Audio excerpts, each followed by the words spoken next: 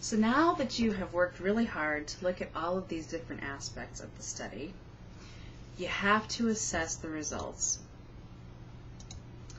When you assess the results of a study, there are 5 key characteristics of research results that you want to look for: direction, magnitude, variance of averages and summaries, statistical significance when hypotheses are tested, and consistency within the study.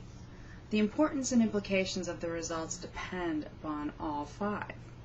Whether or not all 5 are present may depend on the design of the study, but they are pretty important when you look at them.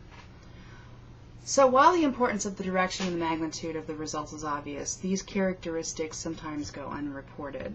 There are thousands of correlations reported in research literature without an indication of whether they were positive or negative correlations.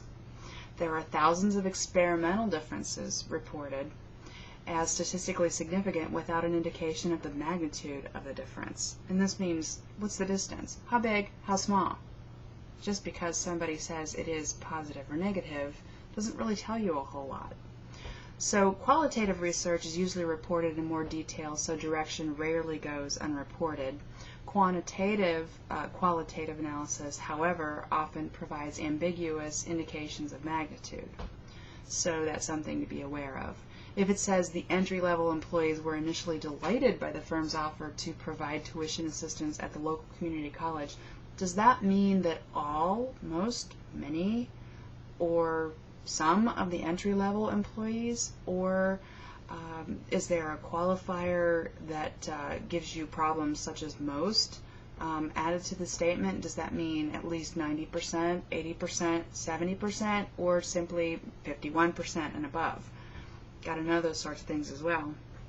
Averages or summaries simplify complexity, and that's often helpful. However, it can hide important information from you as the consumer of research. So it's very easy to accompany mean values or average values with the variance, and that adds considerable information.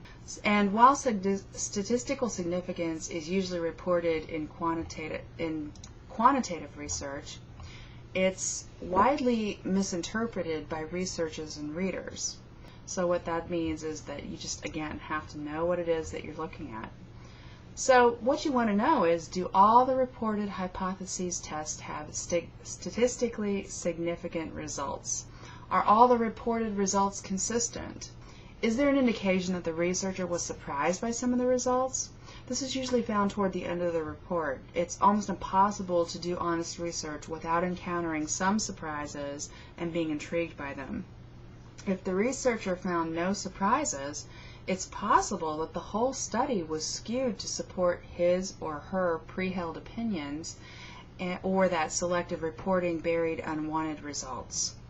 So, just as a pattern of results within each study is important for interpreting a given study, during the integration stage of your lit review, the larger pattern of results across studies becomes critical.